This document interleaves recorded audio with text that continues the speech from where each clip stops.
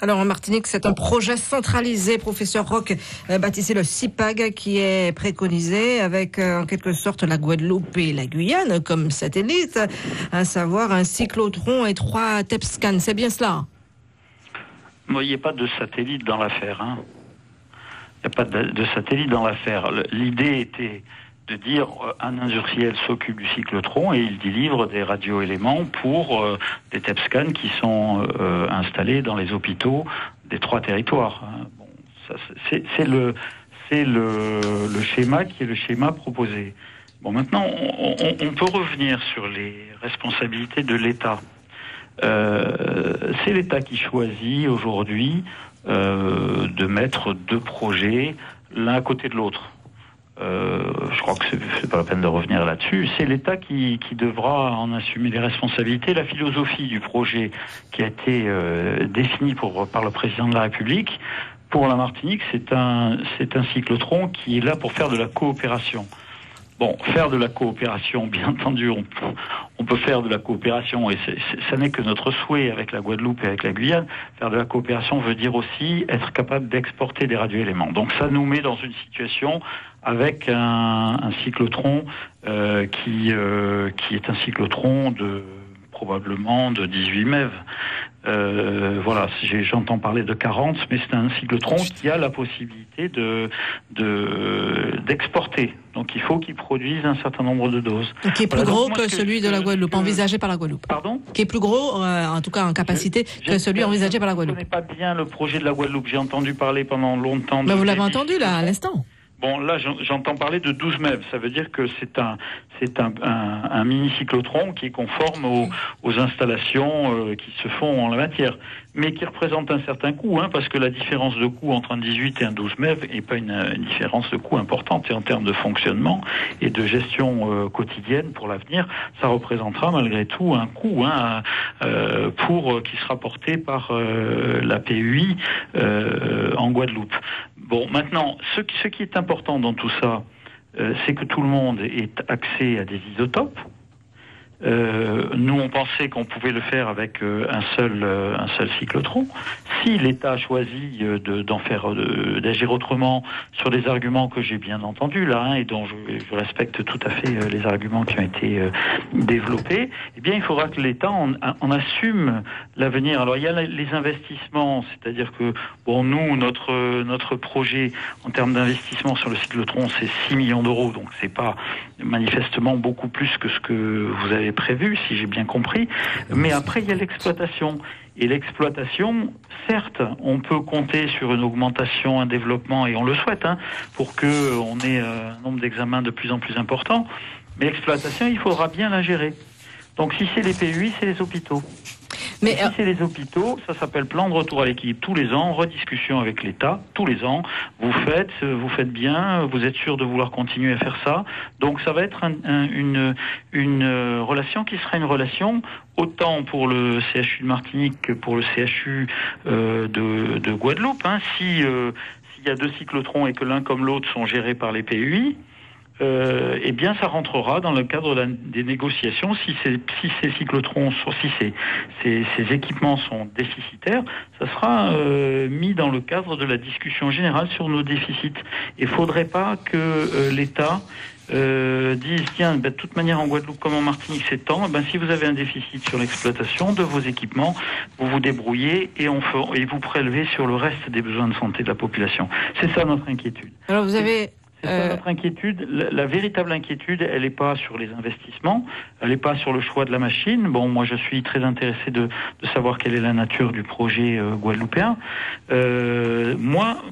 Notre inquiétude, c'est d'avoir tous les 3 mois, comme c'est le cas actuellement, ou tous les 6 mois, avoir à discuter d'un point de vue contractuel avec l'État sur des financements qui s'appauvrissent. Il ne faut pas s'illusionner. L'ONDAM, c'est 10 milliards d'euros en 3 ans sur la sécurité sociale. On nous demande de diminuer nos hôpitaux du tiers de leur volume en lits.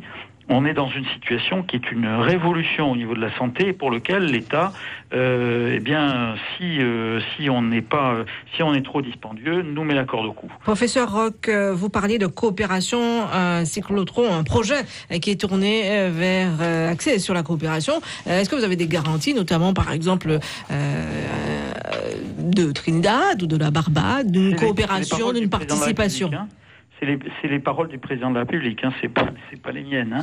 Donc il considère, mais de toute manière, c'est vrai qu'il y a une certaine logique théorique, c'est-à-dire que la Martinique est dans une position qui lui permet de faire ça, c'est-à-dire que avec la Guadeloupe au nord, la Barbade au sud à 35 minutes. La Guyane à 2h05 d'avion. On est dans une situation, Trinidad est plus loin, hein, pour répondre à votre question. Trinidad est un peu plus loin, puis il y a un bassin de population qui est important. Mais par rapport à la Barbade, c'est très logique. On a un vol direct et on a une situation où on peut fournir des radioéléments pour un équipement TEP qui serait situé à la Barbade. Donc pour l'instant, vous attendez le financement de l'État ? Le financement de l'État, je ne l'attends pas. Le financement de l'État, nous ne l'attendons pas. Le financement de l'État, le président de la République a dit qu'il allait financer. À ma connaissance, c'est ce qu'il a. Il a dit qu'il allait financer. C'est ce qu'a dit le président de la République. Donc le financement de l'équipement. Moi, j'ai pas d'inquiétude sur le financement de l'équipement. Pas d'inquiétude sur le financement de l'équipement. L'inquiétude qui est la nôtre, c'est sur l'exploitation sur le long terme. Donc la rentabilité de l'exploitation, on va demander des réactions à Julie Aristide par rapport à ce qui vient d'être dit et la présentation faite et l'argument mis en avant par professeur Roch et également avec vous, docteur Bélia, Julie Aristide. Nous, notre inquiétude, elle a toujours été de savoir comment on pouvait répondre à l'égalité d'accès aux soins. Donc moi, j'entends bien la coopération et je trouve ça très bien. D'ailleurs, si la Martinique se positionne de cette manière, c'est super. La question à laquelle on n'a toujours pas répondu, c'est les vols, ok, les vols directs, ok, mais quel type d'avion, combien de doses par jour, combien de patients diagnostiqués. Ce sont des questions essentielles quand on veut répondre à l'égalité d'accès aux soins. Donc la réponse du petit cyclotron sur les territoires insulaires me paraît aujourd'hui, en compte tenu de ce que nous avons comme connaissance, et nous avons quand même été chercher assez loin des réponses, me paraît la seule solution à l'égalité d'accès aux soins. C'est-à-dire un bassin de population doit être pris en charge de la même manière ici qu'en Martinique et en Guyane. Après, la coopération avec les îles de la Caraïbe, c'est une très bonne chose. Ils auront sûrement besoin d'avoir des équipements et de les mettre en place aussi assez rapidement. Et si la Martinique a fait ce choix, c'est un choix qui est aussi intéressant. Reste pour eux à mettre en place ce transport des radiotraceurs de manière quotidienne. Et là est une autre question. Docteur Bélia. Oui, non, mais moi j'entends très bien les arguments avancés par le professeur Roch, qui sont des arguments, effectivement, sur la coopération. Il y a nécessité, si vous voulez coopérer, envoyer des doses à plusieurs heures, installer un cyclotron au moins de 16,5 mégaélectronvolts, 18 voire plus. Cette question de la collaboration a été posée également par la région Guadeloupe, et tous les experts que nous avons consultés, encore une fois, le projet guadeloupéen, il n'a pas apparu comme ça, comme par magie. Hein. C'est vraiment quelque chose qui a été conçu de façon extrêmement poussée par la scène patrimoniale et les expertises. Tous les experts nous ont dit, votre problématique, vous êtes un archipel, vous êtes en région insulaire, c'est une problématique en fait d'accès à ces traceurs, à ces isotopes qui va se poser dans tous les territoires un peu éloignés, un peu perdus dans le monde. Les Américains, dans les villes perdues, on va dire, au milieu du désert, installent des cyclotrons dans l'hôpital. Installe l'unité dans l'hôpital. Vous avez des territoires comme la Polynésie française, comme la Nouvelle-Calédonie, qui sont des territoires avec plus de 250 000 habitants, qui sont intéressés également pour être alimentés. Donc vous avez un marché à venir sur l'installation de petites unités. Ce que nous disons en Guadeloupe, c'est que pour réduire les coûts, le professeur Roch disait qu'il était inquiet sur les coûts de fonctionnement. Nous avons travaillé sur les coûts de fonctionnement. Et les coûts de fonctionnement sont avant tout, je le répète, des coûts où vous produisez d'énormes doses pour être sûr de livrer à distance, mais vous n'êtes sûr d'être payé que si vous avez été capable de livrer convenablement. Ça, c'est possible en voiture, c'est possible en camion, c'est possible par train. Par avion, c'est extrêmement problématique. Vous avez une société qui s'est lancée là-dedans, on va dire, je ne vais pas la citer, et qui est actuellement en train de péricliter, et qui va bientôt déposer le bilan, si on peut voir les choses. Personne dans le monde ne livre au quotidien par avion. Donc, quand le projet guadeloupéen nous a été présenté, moi le premier, nous étions bien entendu d'accord sur ce type de fonctionnement, c'est ce qui se faisait en France. Mais maintenant, les experts nous ont dit, attention, votre problématique, c'est que vous serez obligé de livrer en avion, qu'actuellement, il n'y a pas d'avion capable de livrer entre la Guadeloupe et la Martinique. Ça paraît étonnant.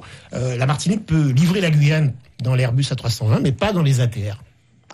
Voilà. Professeur Roch, par rapport à ce qui vient d'être dit et aussi par rapport à votre projet, professeur Roch, non, moi je vais pas. Non, je vais avancer dans ma question, professeur Roch, puisqu'au départ. Je vais pas opposer des avis d'experts contre d'autres avis d'experts. D'accord. Moi, c'est pas du tout ça. Les données qui m'ont été dites par les experts que nous avons interrogés.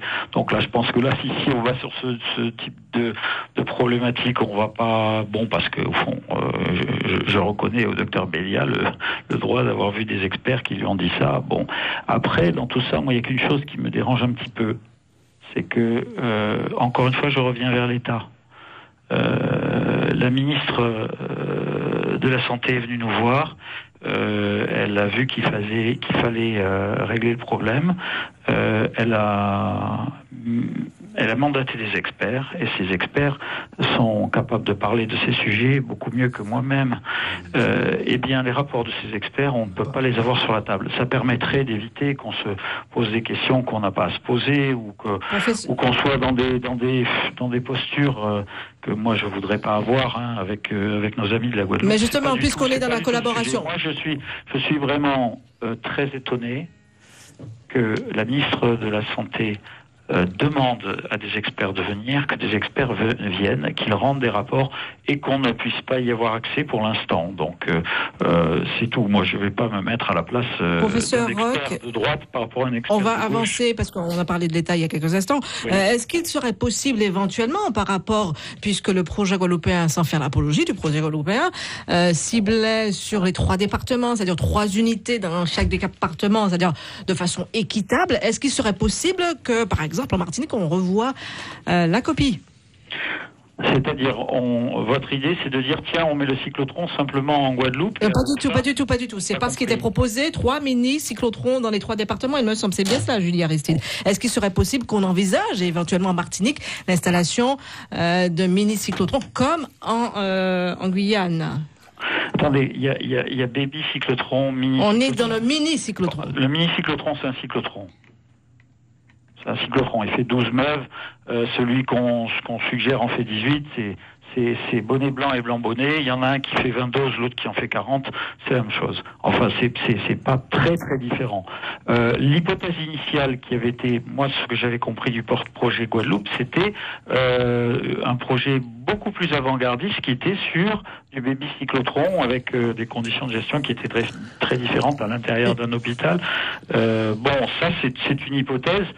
Bon, encore une fois, moi je n'ai pas les éléments, mais et je les demande, dont les experts nous ont pas conseillé de. C'est les experts qui nous ont dit non, on n'allait pas sur ces projets-là. D'accord, ce sont vos experts à vous peut-être. Sur les 3 baby cyclotrons, en effet, c'est une alternative, mais il semble que les rapports d'experts n'aillent pas dans ce sens. Donc en fait, dans la réalité, on est sur 3, on va dire 3, ce que vous appelez des baby cyclotrons. Non, mini cyclotrons, alors vous entendez ce que vous voulez. Mini cyclotrons. Alors, si je peux me permettre, que les choses soient bien claires.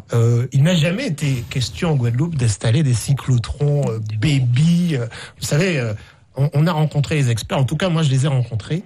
Et je peux vous assurer, le professeur Roch, que dans le dossier guadeloupéen, à aucun moment n'apparaît le terme de baby cyclotron. Je leur ai dit, j'étais très étonné quand j'ai entendu parler de ces baby cyclotrons expérimentaux installés à Newcastle ou à Varnia en Bulgarie, qui sont des cyclotrons qui ne peuvent pas être proposés par la Guadeloupe, ni même par la Martinique, ou par quiconque en France, parce que ce sont des cyclotrons qui ont déjà été présentés à la NSM, l'Agence nationale de sûreté du médicament, en septembre 2013. Ces baby cyclotrons de Varnia et de Bulgarie ont été retoqués.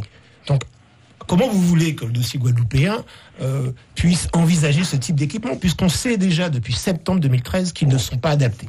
Donc, que les choses soient bien claires, encore une fois, nous en Guadeloupe, ce que nous préconisons, c'est ce que nous recommande, on va dire, le plus grand, vous savez que le plus grand constructeur mondial actuellement, je ne vais pas le citer, j'étais encore en discussion pas plus tard qu'avant-hier avec eux, et ils sont en train de regarder très précisément nos départements, parce que vous avez des demandes de la Guadeloupe, bien sûr, mais vous aurez très bientôt la Polynésie et, on va dire, Nouvelle-Calédonie. Et ces 3 territoires sont intéressés par de petites unités rentables à condition d'installer la caméra à côté. On va terminer avec Julie Aristide brièvement et aussi Jean-Louis Bocard. Le dossier guadeloupéen est déjà bien ficelé, bien avancé. Peut-être une sortie, une réalisation effective d'ici peut-être 1 an, Julie Aristide? Sûrement 1 an et demi à peu près, 18 mois, donc prévu pour une installation, enfin en tout cas une exploitation fin 2016. Donc, étant donné qu'effectivement la région s'est engagée déjà depuis quasiment 1 an et que les démarches ont déjà été entamées, eh bien, on peut dire qu'on va rester dans ces délais. Jean-Louis Bocard, l'autorisation est là, on l'estime comme acquise? Ah oui, tout à fait. Et je crois que la région est toujours arc-boutée sur cet engagement-là. Je crois que le président continue de se battre encore pour obtenir les financements de l'État qui ont été promis. Donc là, les choses sont enclenchées et on espère effectivement que dans 18 mois, on aura donc ce centre d'imagerie moléculaire construit aux Abîmes. Et pour ce qui est du projet martiniquais, François Roch, on va terminer avec vous. Le président de la région Martinique fait la même chose que le président de la région Guadeloupe. Et pour éventuellement une réalisation là de cyclotron, enfin du projet martiniquais, vous avez une échéance? C'est les mêmes délais. Les mêmes délais. Merci beaucoup à vous, François Roch. Vous êtes professeur et président de la commission médicale d'établissement CHU de Martinique. Merci de nous avoir donné l'occasion de cet échange. Voilà, vous aurez peut-être l'occasion de continuer hors antenne avec ceux qui sont présents. Jean-Louis Bocard, directeur général des services au Conseil régional de la Guadeloupe. Lionel Bédia, médecin nucléaire, chef du service médecine nucléaire au CHU de Pointe-à-Pitre, et Julie Aristide, porte-parole du collectif des pétitionnaires. C'est la fin de cette émission spéciale consacrée au projet cyclotron TEPSCAN en Guadeloupe et en Martinique. Merci beaucoup Colette pour ce débatton un peu plus long que d'habitude effectivement, mais ça méritait qu'on mette plus que le doigt dessus.